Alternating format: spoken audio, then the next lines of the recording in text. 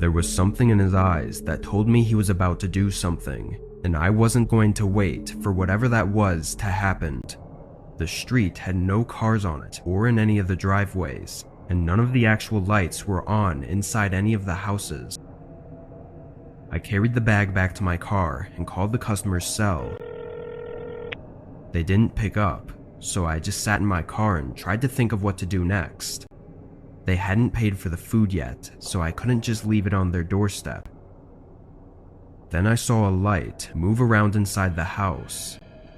I got out and saw the light move through the downstairs windows and over to the front door. Then it turned off. A second later, the door opened.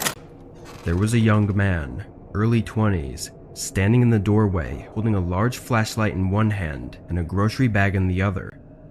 I walked up and asked if he had ordered the food. He nodded and apologized for taking so long to answer the door. I said it was alright and tried to hand him the bag, but he just held up both of his hands to show me they were full, then asked if I'd kindly put the food on the kitchen table for him.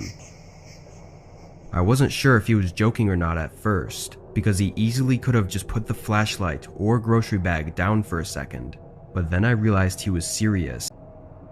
I peeked around him, and from the short entryway, I could tell that there was something off about this place.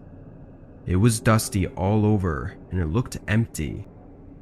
Once I saw that and thought about the flashlight being used instead of the regular house lights, I was almost sure that this place was a vacant house. The man was still looking at me and waiting for a response. "Sorry, I'm actually in a rush. If you could just pay really quick, then I'll leave the bag right here on your porch." He didn't like that answer, and he showed it with his face.